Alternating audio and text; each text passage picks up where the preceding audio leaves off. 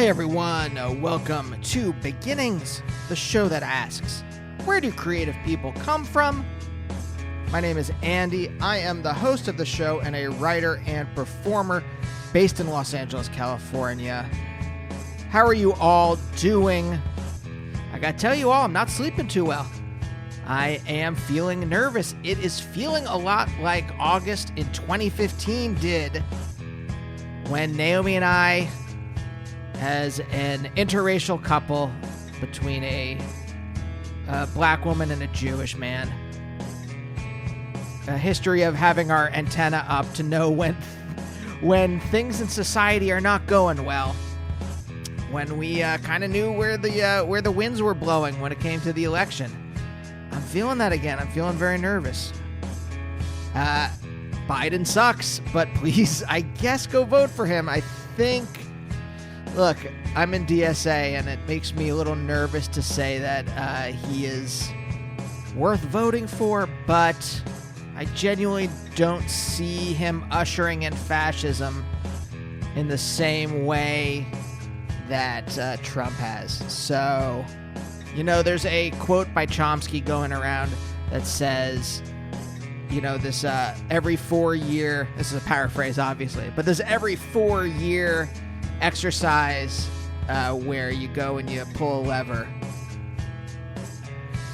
If you are an activist, you know, it's 15 minutes out of your day. You go do this and then you get on with the actual work of organizing, and, you know, that's what I really see this as. All right, I'm going to go vote for Biden and then get back to organizing. But that's where I am emotionally. But that's also why I really enjoy getting to do these interviews, because for an hour for me and hopefully for an hour for you, my brain is not obsessed with the breakdown of society. And this is a really wonderful talk. This is Josh Radnor. If you don't know who Josh is, let me read you his bio. Originally from Columbus, Ohio, actor and musician Josh Radnor got his start in New York theater before being cast as the lead in the wildly successful CBS sitcom How I Met Your Mother in 2005. He has written and or directed 2 films, Happy Thank You More Please and Liberal Arts, and starred in 2 series since How I Met Your Mother ended, Mercy Street and Rise, and is currently part of the ensemble cast of Amazon's new show Hunters. In addition to all this, Josh has been writing music with Australian indie rocker Ben Lee for a number of years. Their first album, As Radnor and Lee, was released in 2017, and their latest, Golden State, was just released in May on Flower Moon Records. I get sent a lot of albums by publicists and by record labels, and I try to listen to all of them while I'm doing my work or answering emails all day. And I was listening to Golden State generally I just like hit play in the email or whatever. I was like, oh, this is really good. And then I look, and it is Ben Lee, who I've been listening to his music since I was in college.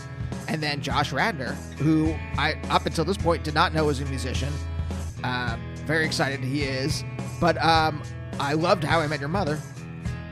So this was really exciting to talk to him, and we get into it pretty deep. You know, both of us come from Jewish backgrounds, and I think that has shaped not only the direction our lives have taken, but also for each of us, the way we create things and the way we live our lives. We talk a lot about that and about our family histories, so I hope you enjoy this. By the way, if this is your first time listening to Beginnings, thank you for checking the show out. If you'd like to check out other episodes of the show, they are all there on Spotify, or you can download them on beginnings.libsyn.com. I've been doing this show for over 10 years, so there's tons of interviews with writers and musicians and actors and comedians. If you're here because you like How I Met Your Mother, you might like some of my other talks with people from TV. Matt Walsh from Veep, Abby and Alana have been on the show before. Adam Pally, Rich Sommer, Aisha Tyler, Gerard Carmichael, and a ton of other people. Leslie Headland, who's the co-creator of Russian Doll, So check out those episodes, Damon Lindelof from Lost and The Leftovers and Watchmen. And if you like what you hear and you want to subscribe to the show, you can do that on Apple Podcasts, Spotify, Stitcher, Google, etc., etc., etc. I'm on Instagram and Twitter at Andy Beckerman. Stay tuned. I got a lot of great episodes coming up, including one of my favorite comics writers, Cy Spurrier, Steve Conrad, who created a great show on Amazon called Patriot, Owen Pallett from Final Fantasy and Arcade Fire, and a lot of other great people. So stay tuned. But for now, let's talk to Josh.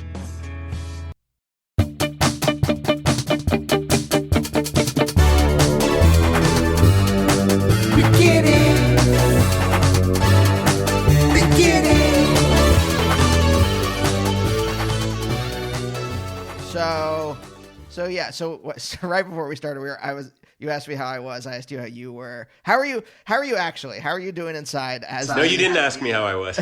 Oh, didn't I? No, I asked really you. Sorry. No, that's okay. I might have said fine. Maybe you did. Maybe you did. Do you want me to really answer, or do you want the culturally appropriate? I'm doing great. No, the real answer.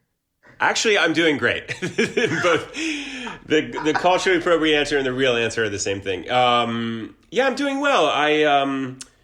It's a hard thing to describe like a quarantine state of mind in that a lot of this suits me. I've been a self-generating creative person for a long time. So having lots and lots of hours where nothing is really being asked of me other than what I want to make and do and turn my attention to has been kind of a great liberation. Not to say that my life wasn't kind of structured like that anyway, but I always feel, I certainly recognize that I'm an incredibly privileged place to be able to say that when there's just untold amounts of suffering, that I don't like to say, hey, this is great. I always try to keep an eye towards the larger picture that like a lot of people are out of work. A lot of people are sick and dying and grieving loved ones and economically insecure and all this stuff. So I don't want to triumphantly declare this is all rosy because it's not really, but at the same time, I'm finding some time to make stuff and that always makes me happy. Yeah, well, this is the thing. Look, when I first started therapy, I would go into my therapist's office and be like, how can I be happy? Or how can I like tell you like, oh, well, I'm worried I won't get this gig or not when we're drone bombing, half of the Middle East. And she's like, well, okay, that's fine. But, you can have your own problems too, or you can have your own feelings about whatever your situation is. That's not going to change whatever's happening in the rest of the world. And you can feel your feelings, whether they're good or bad, and then work to do other stuff. You can work against that if that's what your problems, but minimizing your own feelings because of like the suffering in the world doesn't help, is what she said. Correct. I think that's right. And I also think that, Alan Watts, the Buddhist scholar, he has some quote about like the loveless can't bring love to a situation or like, unless you've got your kind of own ducks in a row and have dealt with yourself, you're not going to be of much use to the world, the larger world. And you can kind of bypass your own stuff by becoming overly concerned with the world in a way that is like certain activists, are just like so depleted and can't, they don't know their center. Certain ones are completely heroes and absolutely know their center. But I think like before we can be of service to the larger world, which is aching and crying out in need for healing, I think we really have to kind of figure out who we are and know who we are and know the source, the hopefully benevolent source that we're drawing from that'll allow us to be more just available. Yeah. There's also like, that makes me think that there's also this kind of like fetishization of suffering and using that as an excuse to not do the things you want to do. Like to me, that sometimes I'll think about that as a way of, well, I have the script to write, but the world, everyone's rioting now. So how can I do that? It's like, well, all right, well, you can do the things you can do about that. You know, I'm part of DSA. The Immigration Justice Committee. I do certain things, but that's not going to, I still also have to make a living. Yeah. I also think despair, what you're kind of describing, despair is something that, you know, the forces of the status quo or the forces that are kind of anti-change are banking on your despair and cynicism. They want you to feel hopeless. That's a good, that's to them, that's a good feeling. So whenever I have despair visit me, I think, oh no, this is a dangerous emotion that, I mean, look, a certain amount of despair is appropriate if it leads you to action, but not if it leads you to nothing means anything. You know, if it leads to nihilism, it's no good. Well, okay, so maybe this is a good way in to talk about your childhood. Well, no, because you seem very emotionally healthy. You seem self-aware. Were you always like this? Were you like this in childhood? You grew up in Ohio, right? Yeah, in Columbus. I'm from Pennsylvania, so I kind of know that area. Reading, Pennsylvania. It's like halfway between Harrisburg and Philly. Okay. So more on the western side of the state? No, sorry, eastern. Eastern, yeah. Pennsylvania's so long whenever you drive Ohio to New York.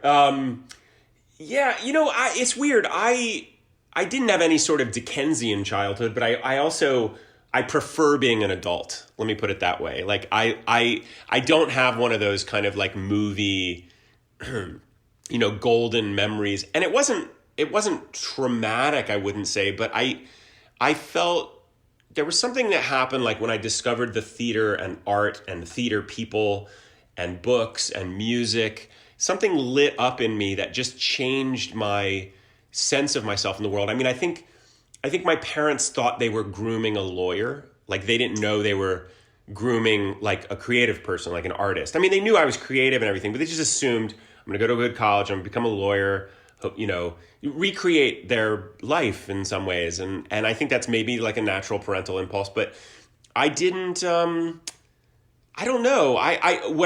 No, I have fought on some level to be emotionally balanced as an adult. And by fighting, I just mean I've worked at it. You know, I've gravitated towards teachers and philosophies that I think keep me centered and awake, you know, like alert.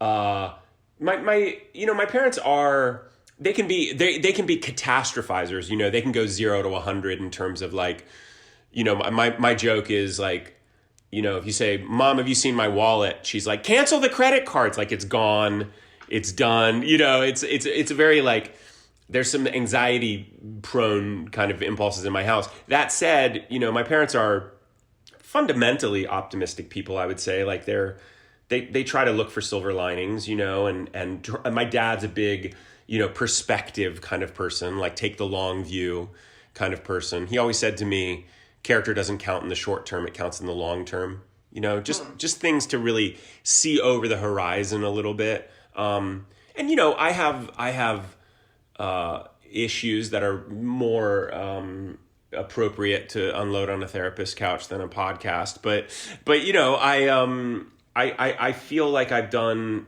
some work as an adult to try to figure out what are life philosophies that give me a feeling like a nourishing, benevolent orientation towards life. See, I mean, there's a lot in there, but I think the thing that really resonated with me is, so I grew up Jewish, and I think my parents were grooming me. They've never said it, but they were extremely disappointed, I think. I get the feeling off of them that once I started doing entertainment, when I moved to New York to start doing comedy, I was in a PhD philosophy program, and I left that to go do comedy. I'm pretty sure that was the last time. I'm pretty sure even doing like studying philosophy, they were like, well, we had wanted like a medical doctor or a lawyer, right? They thought I was going to be a lawyer. I studied philosophy in undergrad. I took the LSATs. I applied to be a lawyer, and then I had a panic attack because I'm like, I don't want to do this. I just don't want to sit there and read contracts or whatever. I guess I had watched like Ed. I remember Ed, yeah. Was I on Ed? I don't know. I think I think I almost did a guest spot on there, but I remember it. The concept behind the show was that he was a lawyer and he messed up a comma in a contract and like blew some $1 billion deal or whatever, and then got fired, and then he moves back to his hometown. But like in my mind, that's what being a lawyer was: close reading of contracts. It kind of is, And like, so I had this panic attack. I don't want to do this, but that was the last time I think my parents were. They've never said it, they've never vocalized it, but I just get the waft. It wafts off of them a little bit. And isn't it weird though how many Jews are in show business? Like you'd think it would be like a good, considered like a good Jewish profession.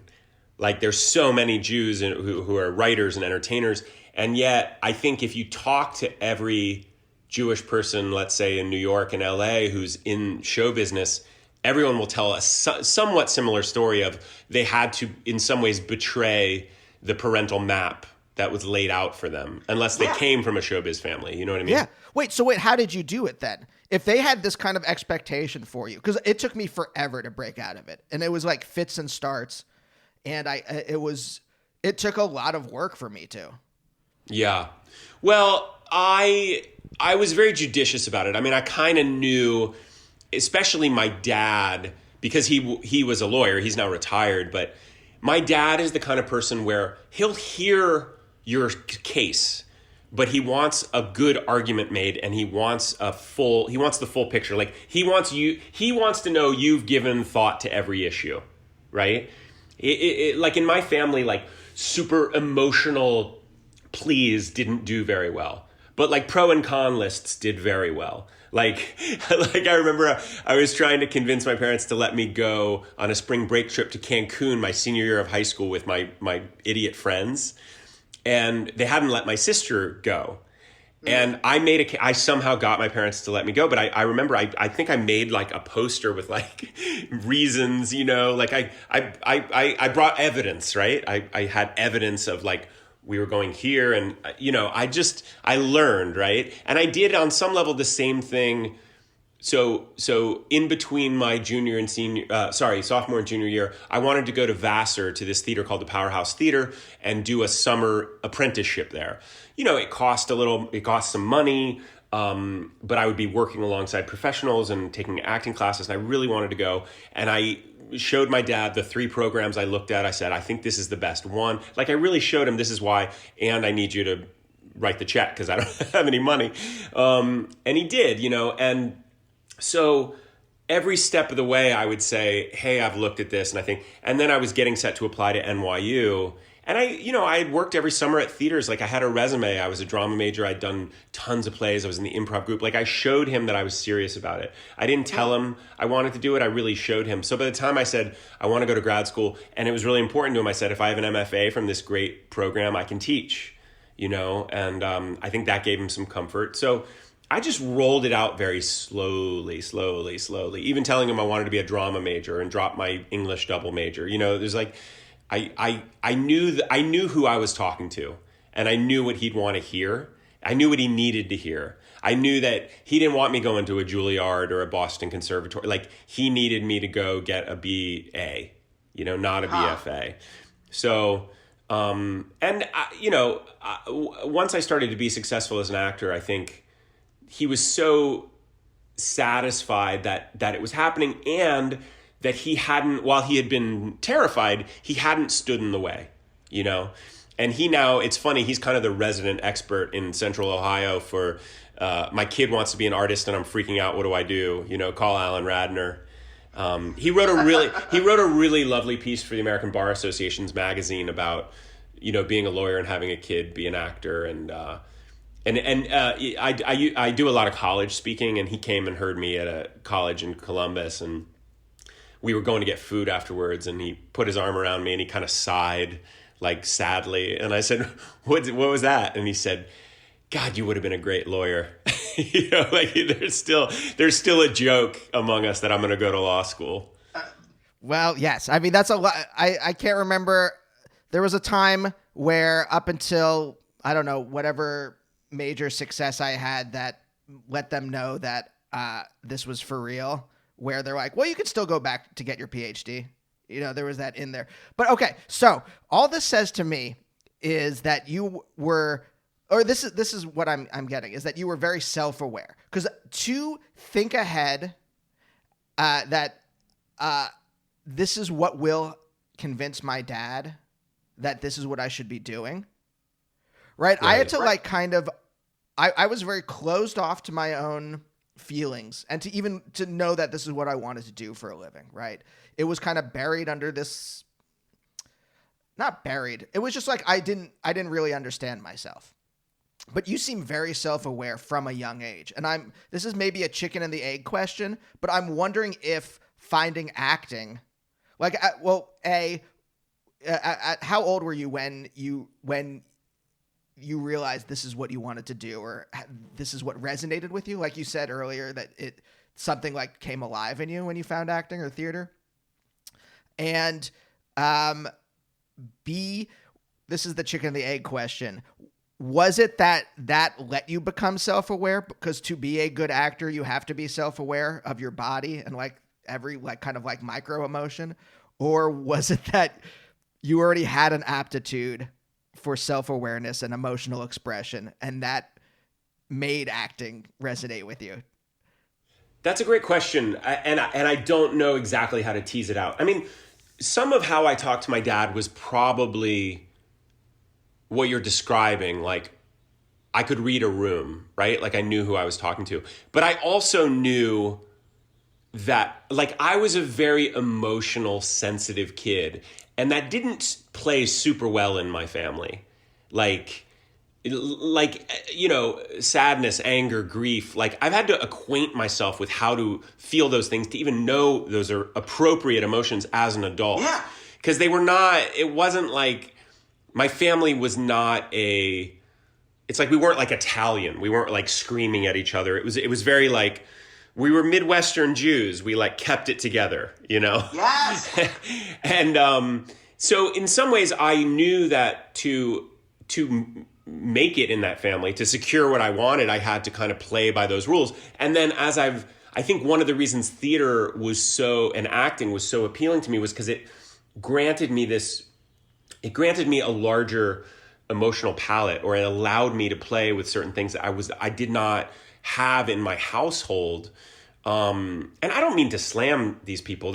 You'd like them. Like, my parents are nice people, but I just think like I had to stretch myself. Like, I had to go to school and get ripped apart and weep, and therapy and meditation. Like, I had to figure out who I was as an emotional being, and I'm still doing it. I'm still learning, and I'm still expanding. So I don't think there was like a line that I crossed that I was like, now I am emotionally expressive. Like, now that I did this play, I know myself. Like, it's been a large unfolding, And I started off doing musicals. Music has just been such a huge part of my life. But I started off doing musicals, and the first musical I did at Oklahoma was just fun, but I kind of waltzed in and got a lead. It was my first play. And then the second musical I did, I played the MC in Cabaret my junior year. And I was very good. And I don't say that. I say that with, like, I was just really good at imitating Joel Grey and dancing around with white face makeup on, And all these people kept pulling me aside and being like, you can actually do this. And something went on in me. I discovered this children's theater that did musicals every summer with 16 to 21-year-olds. And I was there for 3 summers. And it was all the best people from all of over Central Ohio. And I really found my tribe there. So, it was just a matter of like something lit up in me when I got on stage, and I realized I was very good at everything, but this was something that I thought I could be excellent at, Interesting.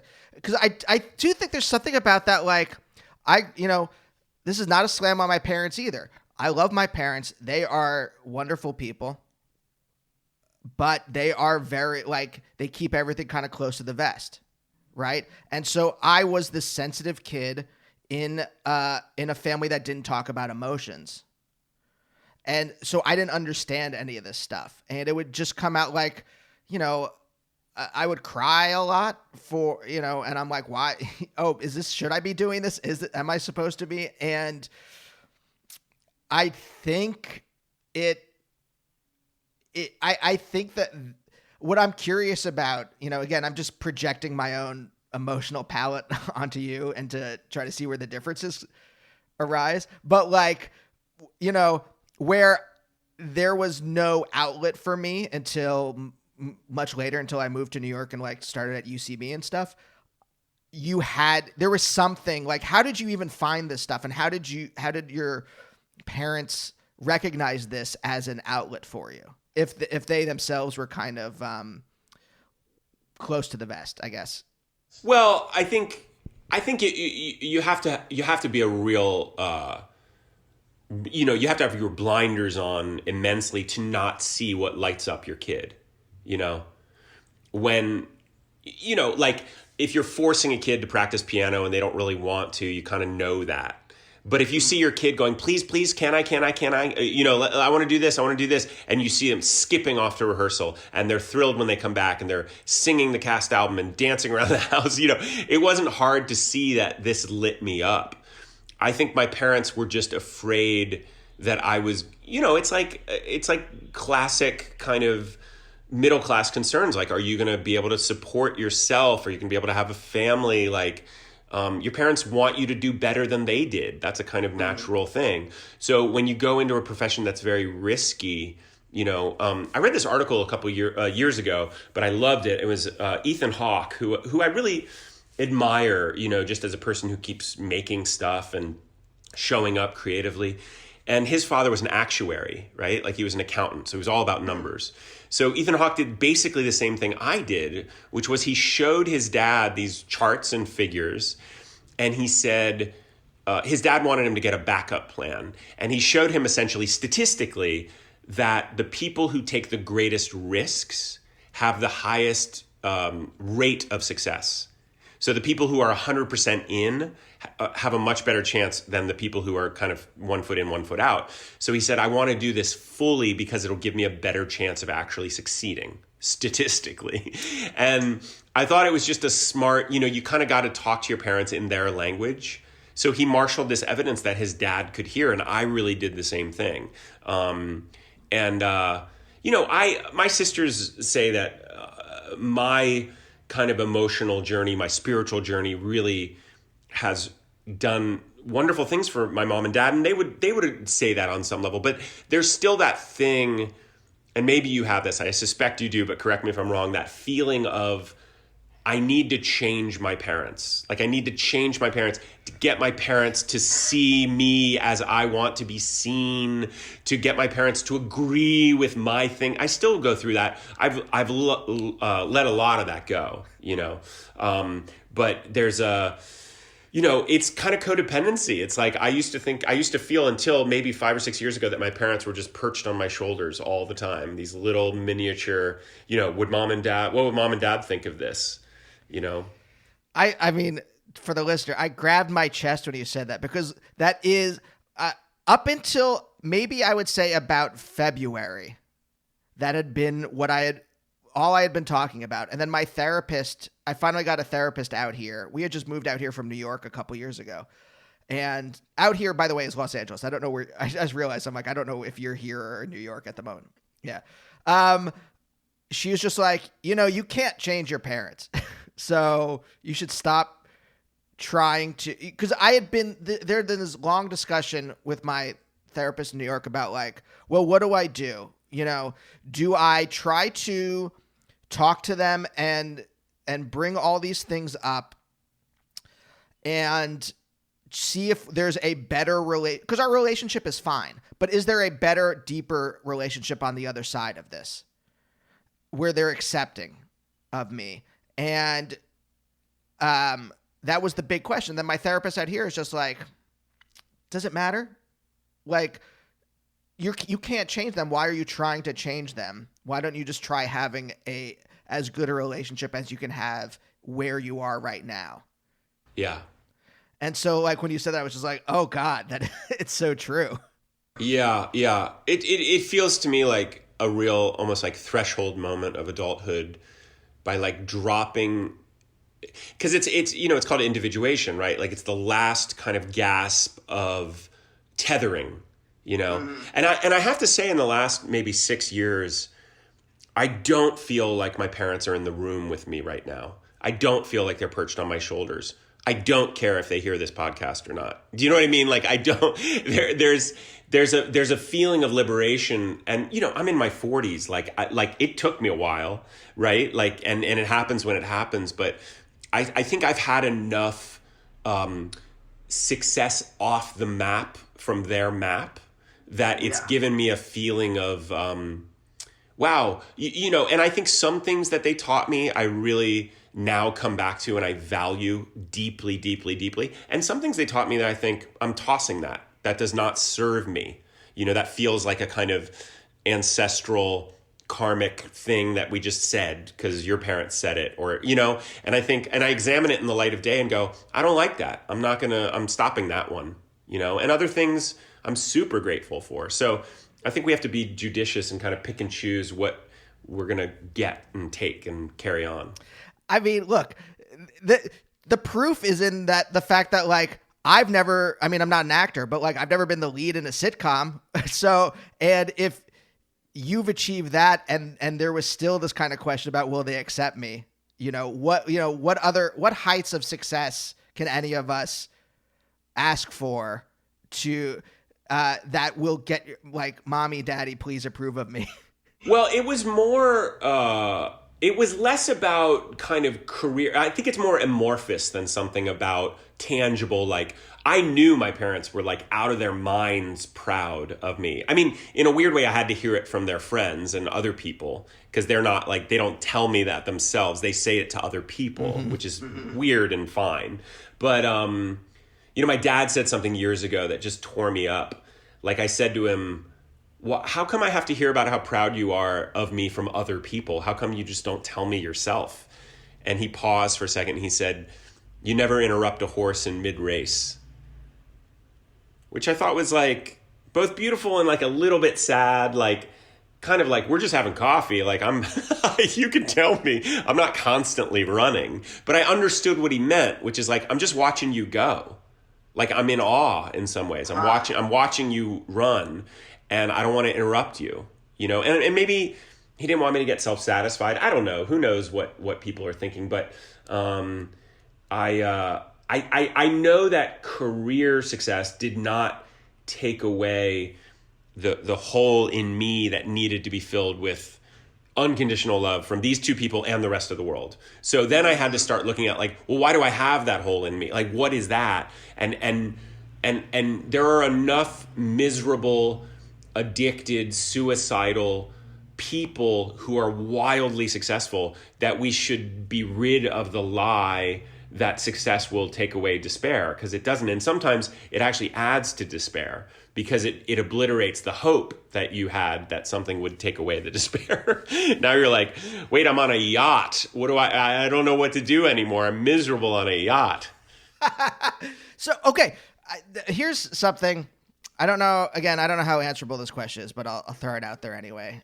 How much of this is also Judaism? I think a lot about my parents' generation. They grew up right after the Holocaust. I learned about the Holocaust way too young. I think just like in terms of just like, I mean, we're Reform Jews, but there's this very, the way I was taught Judaism was it's a very worldly religion, right? And all my concerns were very worldly concerns. And I was taught about the despair of the world from a very early age. And I wonder how much of that has shaped me as a person. Yeah. Yeah, I think about that. I mean, I think every Jewish kid is taught about the Holocaust too young. Although you could make the case, when is a mind ever equipped to hold the enormity and horror of that? I don't know. But I do think that, you know, there's a lot about being raised Jewish that I'm really grateful for. And there's some parts of it that I wish we would collectively re-examine in terms of, and I get why anti-Semitism and persecution and genocide are such a big part of the Jewish story, because they're a big part of our history. But I wish that other things reminded me that I was Jewish other than anti-Semitism. Do you know what I'm saying? Mm-hmm. So it's a hard, and it's a hard thing. Like I'm really, I'm doing this white privilege workbook with two friends. That's amazing. I just started it, and just kind of looking at being the beneficiary of a lot of white privilege, and at the same time being taught that you were part of this minority that was loathed historically and globally. But you also we were the beneficiaries of a lot of white privilege at the same time. So it's like this strange thing that is very hard to talk about, being part of a historically persecuted minority that also has thrived in this country and has benefited from white privilege and all this stuff. So it's very complicated. I mean, I don't think we're going to unpack it here, but I guess what I'm trying to say is I hear you. We're like Schrodinger's Jews. We are. When I'm back in Pennsylvania, it's very obvious I'm a Jew. When I'm in New York or Los Angeles, it's, I blend in. Yeah, you tend to forget it in the coastal cities that both of us spend time in. But I would say I can feel it a little more acutely in Ohio. Did you grow up in a pretty big Jewish community? Like in my high school, there were only a handful of Jews. So I was definitely othered there. Well, I went to the Jewish high school called Bexley, which was like 30% Jewish, but it was Jewish enough. Maybe it was more. I don't know. It was Jewish enough that we got the high holidays off of school. Like school was closed down.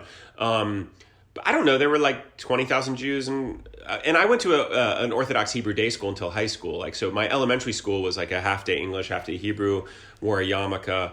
But my family wasn't Orthodox, but they sent us to that school. How come? A lot of their friends were sending their kids. It was a good education. I think they wanted us to have a firm, kind of solid background in Judaism. And, we didn't have to go to Hebrew school. Like, I didn't have to do all that. Like, because I went to, like, a half-day kind of Hebrew situation. So, and it served me well. It taught me how to do a deep dive into text. I was really good at Spanish when I got to high school just because I had, my brain was kind of malleable enough for other languages. My pronunciation was very good. I'm sure it helped me as an actor. So I'm grateful for that school. I graduated in 8th grade with 12 people and then went into, not a huge high school, but it was a public high school with about 800 students total. So, but that's interesting though, that like you felt like you belonged there. It didn't other you in the way that it othered me. Yeah, but I have to say, when I got to that high school, I still felt like I was wearing a yarmulke, like metaphorically. You know what I mean? Yeah. Like I felt like when people would say, "Where'd you come from?" and I was like, "Columbus Torah Academy." Like there was something that my entry into that high school, which by the way I ended up doing great at and was a senior class president. Like I flourished there, and yet my first 2 years especially, I felt really like an imposter and really like, even though these people were my friends, I didn't know if they really liked me. Some of them, like it took me a while to really feel comfortable. And what I'm saying is I wasn't spared any of the adolescent torment and insecurity and self-consciousness that is, the kind of John Hughes tropes. Like they were all of me. I had them all. I also think it's interesting too, like the scholarship in being taught that. Again, I don't like to draw. I don't think there are one-to-one correspondences between the things that happen in our childhood and what we do as adults. I think the model that I have in my head is this kind of like Richard Feynman kind of like vectors that push us in different directions. But I think there's interesting, like having that kind of deep scholarship. I think it's the same thing for me, at least, but I went into writing, but like, being able to like digest a script, being able to like pick through it in the way that you need to be a good actor. I think there are seeds of that, if you will, for sure. Yeah. Happy metaphor. Tony Kushner said that. He was asked why so many Jews have gravitated to the theater, and he said, it's the same thing. It's what you learn in yeshiva. It's like you read a text and you dig under the text to find the meaning under the text. That's what you do in a play. That's what you do as an actor, Yeah. I mean, I know my wife's stand-up and an actor, and she sometimes I see when she's like marking up a script, she'll mark up like the emotion next to the line or what she thinks the subtext is in that line to know how to. I assume that's a standard acting thing. I don't do that exactly, but I mean, it's all excavation, you know? Mm-hmm. Yeah. So then okay. So I think all this stuff is draws a picture for me of like how you became kind of like a more self-aware when you were young than you might have been otherwise, right? Having to kind of do that kind of, because like when I was in religious school, I would goof off a lot. For me, that was the chance to, it did not count for my permanent record. I was frightened about my permanent record for some reason. I thought if I didn't do well in school, then I wouldn't do well. Oh, yeah. That might be a Jewish mom trope. My mom, was always about permanent record, college, permanent record. And I remember she was on me about something in 7th or 8th grade. And I said, colleges are not going to look at my junior high records. And I remember this so clearly. My mom said, if they're on the fence about you, they might. If they don't know, if they're not sure, they might go back to those. I was a sucker. I believed her. I believed my parents when they said that. I know. I bought so much of what my parents said. And only, you get to be an adult and those things kind of ring in your ears and you go, wait a minute. I don't know if I believe that.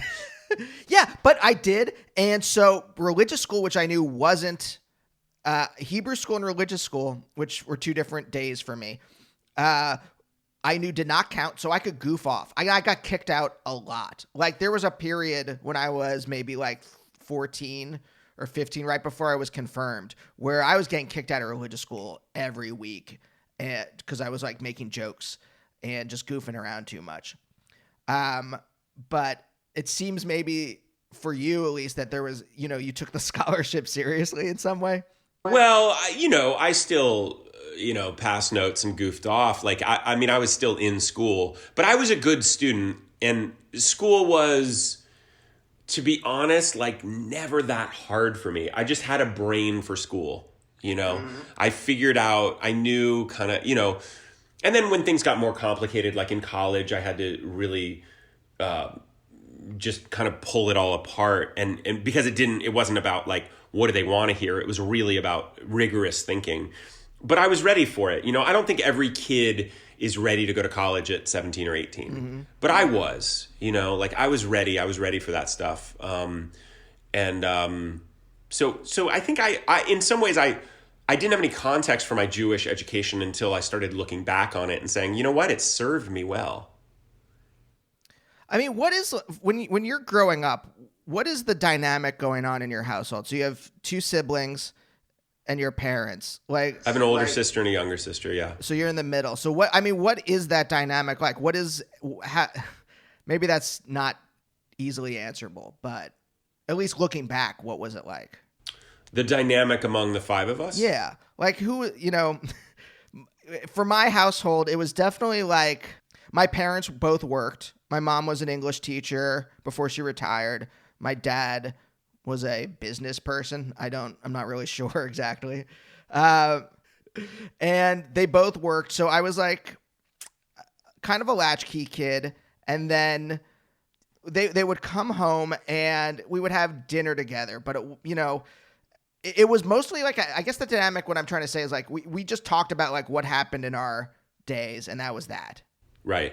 I would say that I relate to that.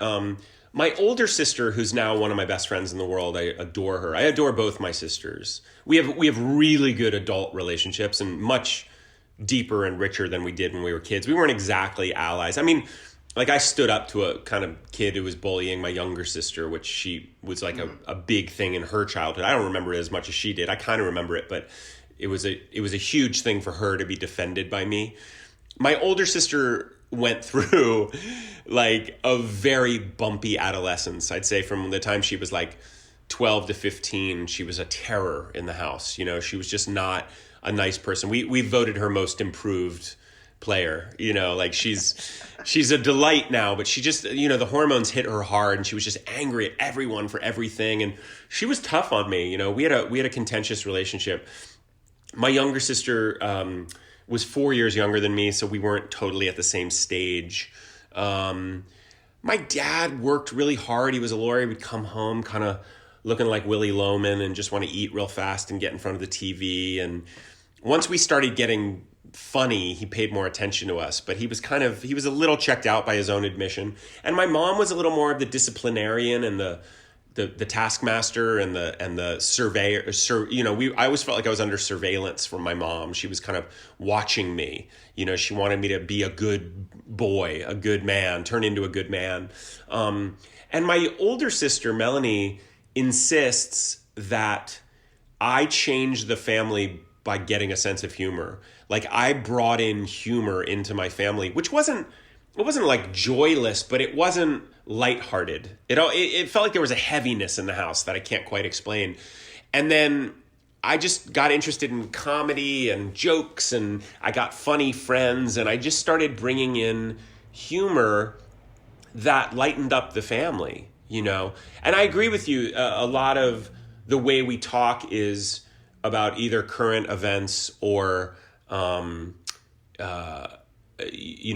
what happened in our day, right? Mm-hmm. Like my family's doing Zoom calls right now. We're really doing a deep dive on the family. My family's doing Zoom calls right now, and I remember a couple weeks ago I said, "How's everyone doing emotionally, like through all this?" And like it's like certain members of my family cannot answer that question. Yes. I mean, they don't. It's not bad. It's not bad. I'm not condemning them. It's just like, they'll start talking about Trump or something but that's not what I asked, like, how are you doing emotionally? It's a very hard thing for people to answer. And I understand and I relate and I empathize because it's sometimes a hard thing for me. If you ask me what I'm thinking, I can talk for 3 days. But if you ask me what I'm feeling, I really have to stop and check in unless the feeling's very overt and has got me. I sometimes don't know what I'm feeling. I've done a lot of men's work with like this group called Everyman, which is incredible.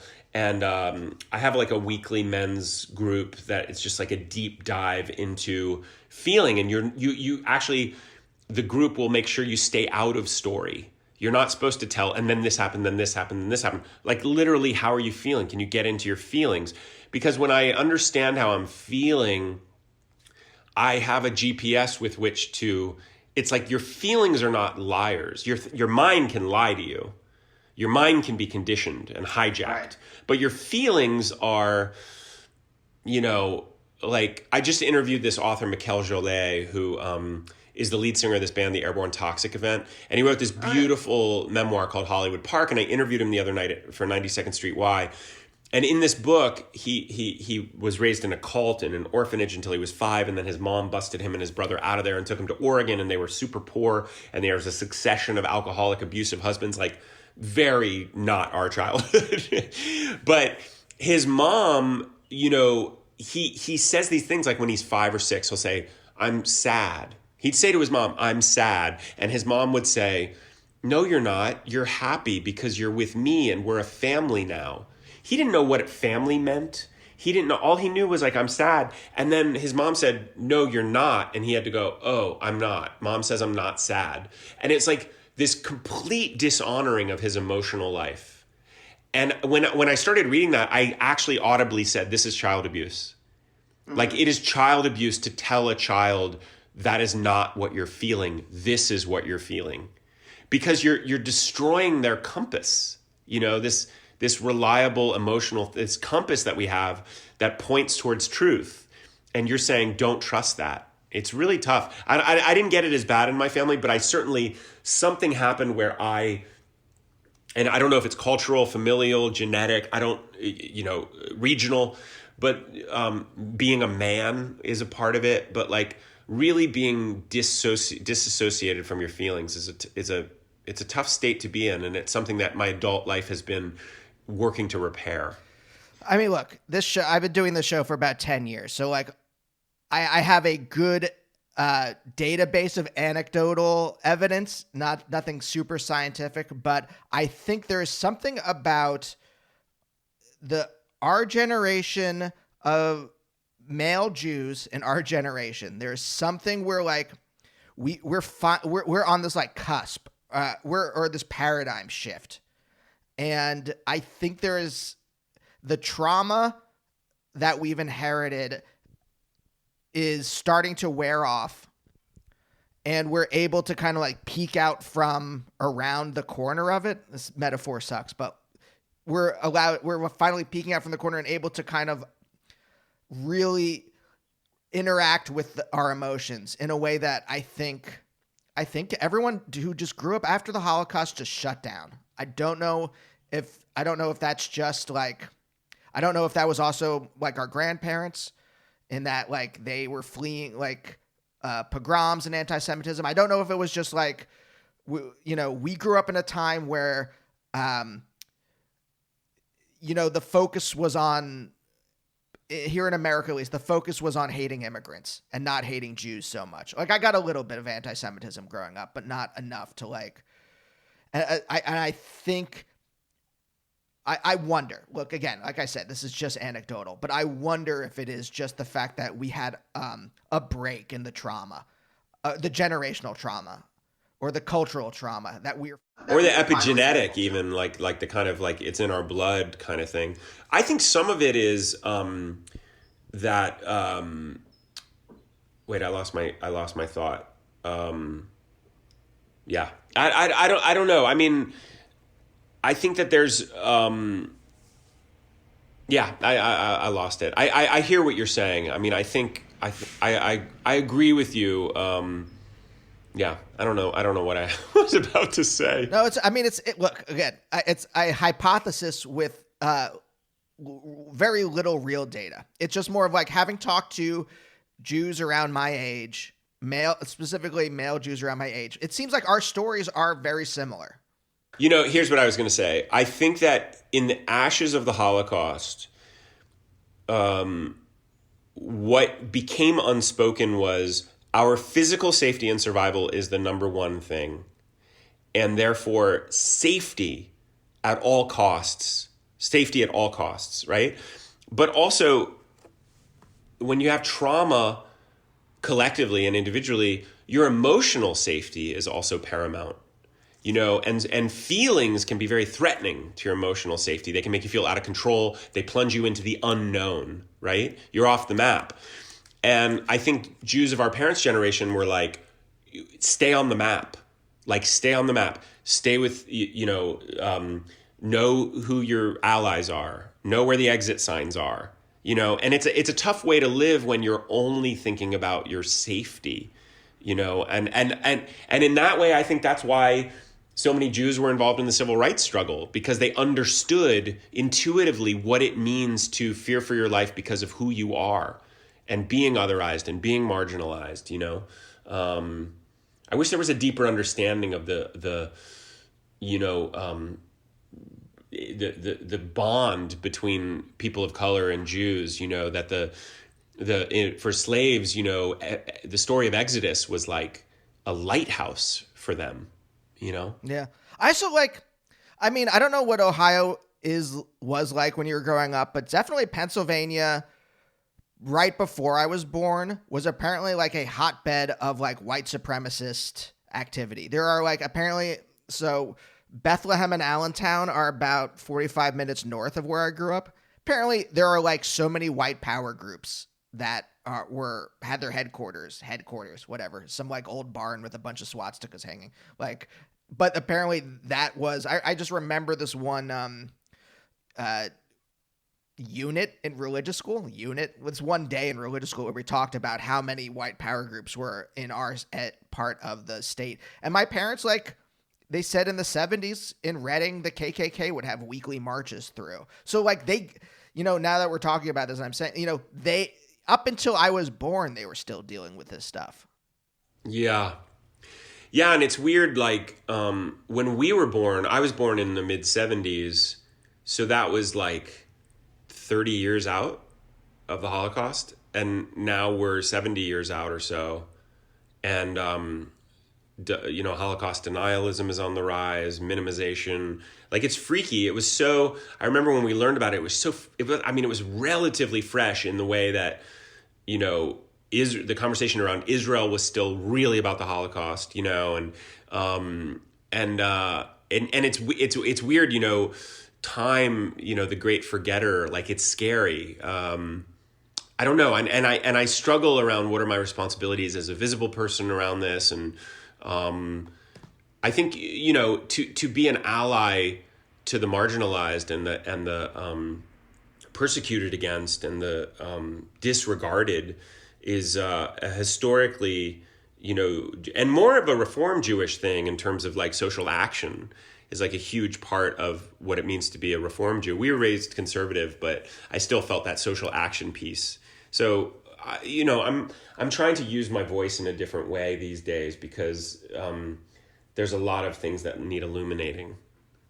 Was this part of your identity when you're growing up? Like, to me, again, I'm curious about this fact that, like, you were in there was a larger Jewish population. You went to a school that had a larger Jewish population. And because I was one of a few Jews, in a way, that was thrust onto me as an identity because, like when Hanukkah rolled around or something, and I would have to talk about what a menorah was in front of the class because I was the only person there who, and so I think there's in some way that like it became part of my identity because it was like a mantle placed on me. Yeah. Yeah, that's a tough thing to have to explain, to have to be the explainer, I mean, in my community, in my high school, I had very non-Jewish friends who you'd say, it's Yom Kippur, and they'd be like, okay, cool. Like, they knew what that meant. You know what I mean? They're like, cool for me, I don't have to come to school. Yeah. Like, they just knew. So, that's why we want awareness of other people so that we don't have to go around explaining ourselves and defending ourselves and making people explain things to us, like there's a thing, that it's not people of color's job to explain how to not be racist to you because they're exhausted, Right. Like it's our job to figure that out and to be allies and all that stuff. So, I'm sorry that happened to you. I imagine that's a tough situation.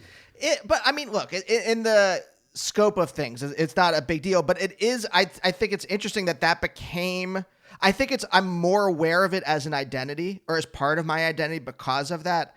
And I'm wondering if it's more of a, again, look, I don't know how you really answer these questions, but I'm curious, like, what it sparks in you. Like, was it more of a, like, just a piece of you? Does that make sense at all? You mean Judaism? Yeah, like, was it more of like you, like,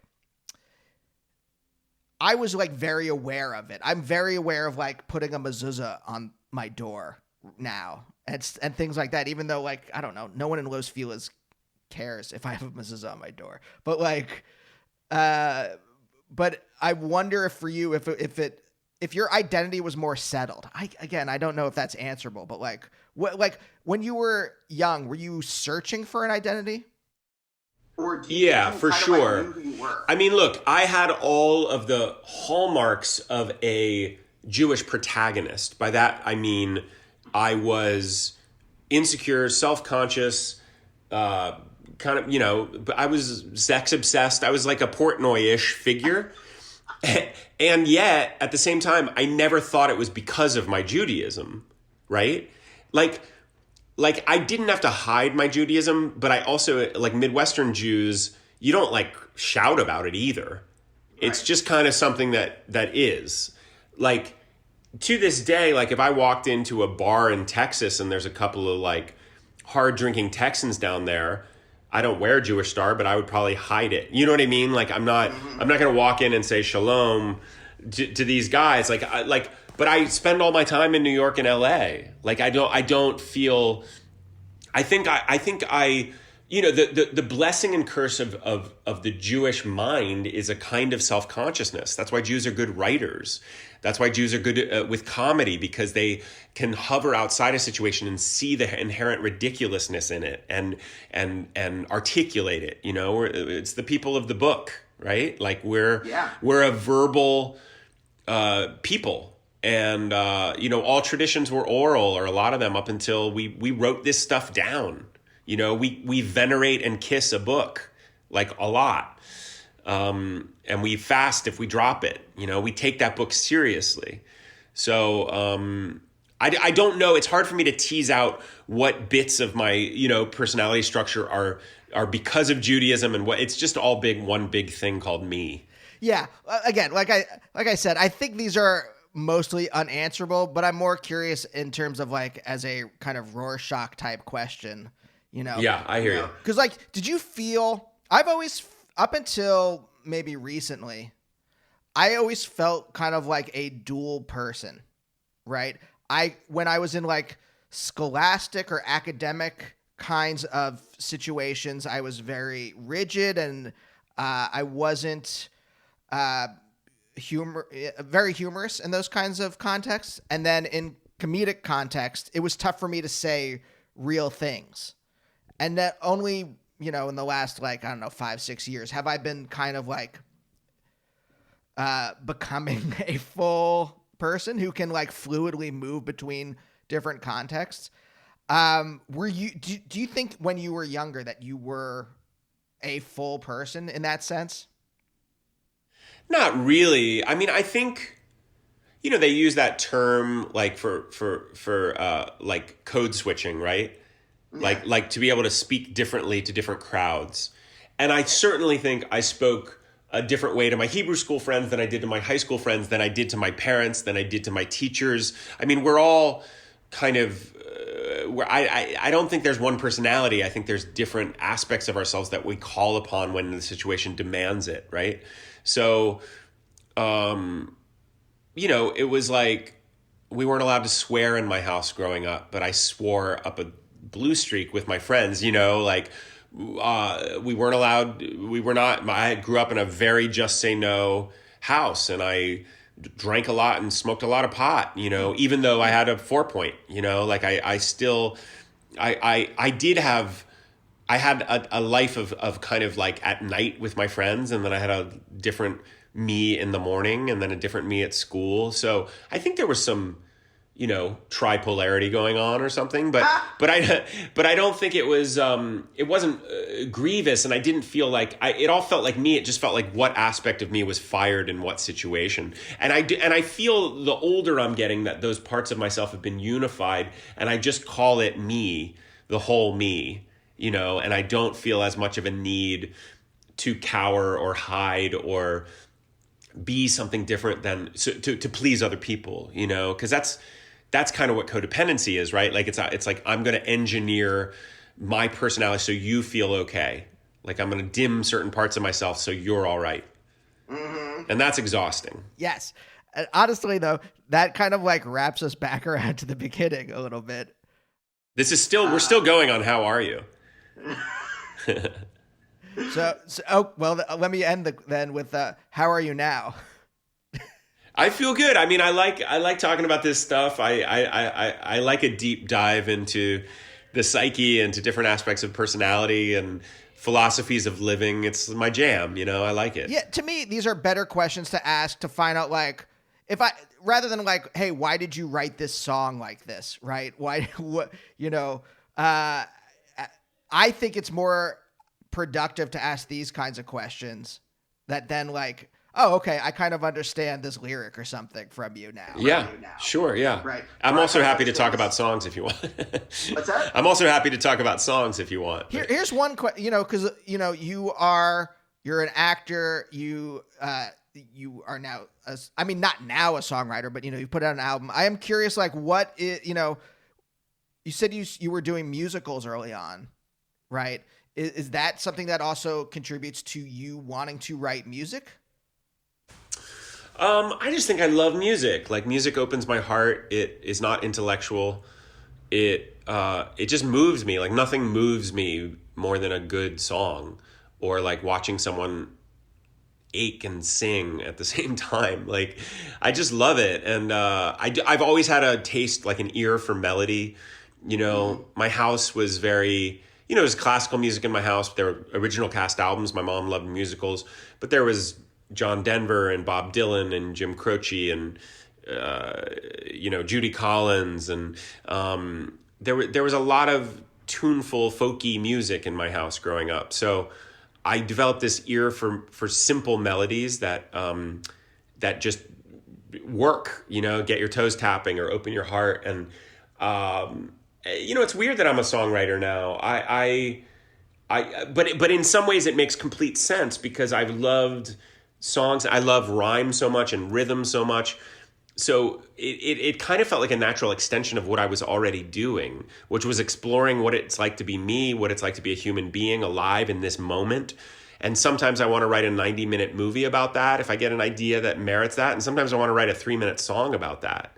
But, linking up with Ben was a really like a great stroke of luck because now, he really encouraged me to play guitar, and I'm now playing on the second record. I didn't play guitar until about 3.5 years ago. But now I write my own stuff. I'm releasing a 5-song EP in the summer, like after we release this one. And I write songs every day. So it just still feels like storytelling. Yeah. Yes. That's actually seems like a nice place to end. Thank you so much for talking to me. Absolutely. Thanks for having me. And good luck with everything. Thanks. And we'll see you next time. Bye. Bye, oh, bye, oh, bye, oh, bye, oh, bye, oh, bye, oh, bye, oh, bye, oh, bye, oh, bye. Bye, bye, beginnings.